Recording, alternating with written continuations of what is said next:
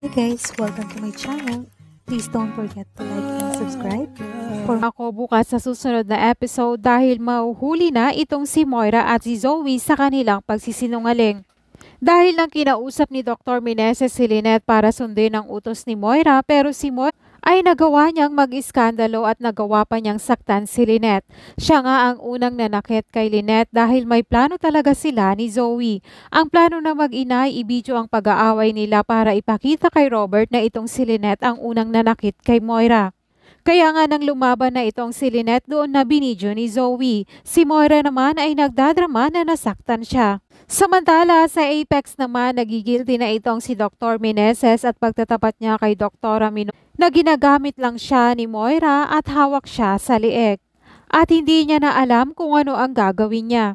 Kaya pagtatanong naman ni Dr. Minor na ano ang ibig niyang sabihin. Sinabi naman ni Dr. Meneses ang totoo na sinusunod niya ang gusto ni Moira dahil kung hindi niya gagawin yon ay gagamitin nito ang pagkakamali niya noon.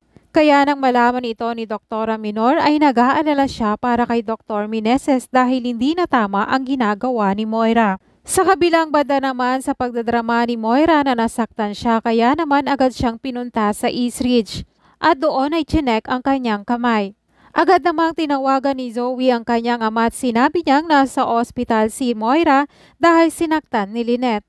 Kaya nang dumating naman si Dr. Tanyag sa East Ridge, napanood niya ang video at nakita niyang si Lynette nga ang unang nanakit kay Moira. Dahil dito ay gustong makausap ni Dr. Tanyag si Lynette at pinagsabihan niya. Sinabi niya na bakit kailangang saktan ng kanyang asawa at tigilan na ang panggugulo sa kanila. Narinig naman ni Annalyn ang mga sinabi ni Dr. Tanyag kay Lynette kaya ito ay nag-aalala sa kanyang ina. Kaya nang paalis na sila Dr. Tanyag at Moira, hinabol siya ni Annalyn at sinabi sa kanyang hindi masama ang kanyang nanay na kagaya ng iniisip nito. Dagdag pa ni Annalyn na napalaki siya ng maayos ng kanyang ina.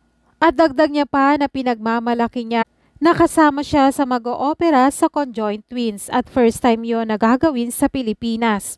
Hindi naman proud itong si Dr. Tanyag at sinabi niyang ano naman ngayon edi mag-opera ka. Dagdag pa ni Dr. Tanyag na anuman ang marating niya sa buhay ay wala na siya doon. At tuluyan nang umalis si Dr. Tanyag.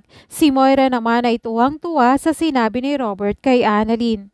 Talagang na-brainwash ng tuluyan itong si Dr. Tanyag ni Moira. Dahil naman sa sinabi ni Robert kay Annalyn, sobra siyang nasaktan at pinangako niya na ito na ang huling araw. Naiiyakan niya ang kanyang ama at hindi na mangyayari yon kahit kailan. At hindi na rin siya lalapit pa. Dahil naaawa naman si Giselle na makitang pinagsabihan ni Robert itong si Annalyn ng ganon, kaya nakipagkita siya at kinompronta niya si Robert na wala na ba talaga siya sa tamang pag-iisip niya dahil nagawa niyang i-reject ang kanyang anak.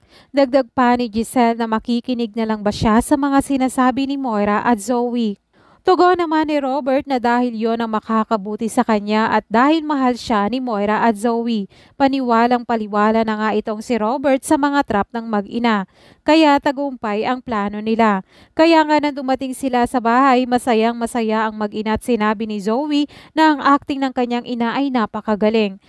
Tugon naman ni Moira at masayang niyang sinabi na paniwalang paniwala si Robert sa kanya at talagang nabilog na ang ulo niya. Hindi naman alam ng mag-ina na narinig ni Dr. Tanyag ang usapan ng mag-ina. Rinig na rinig ni Dr. Tanyag na nabilog na ang ulo niya. Kaya nga bigla ring lumabas itong si Dr. Tanyag at makikita niyang bakit hindi na nakasuot ang sling sa braso ni Moira. Gulat na gulat nga ang mag-ina at natulala at hindi alam ang isasagot.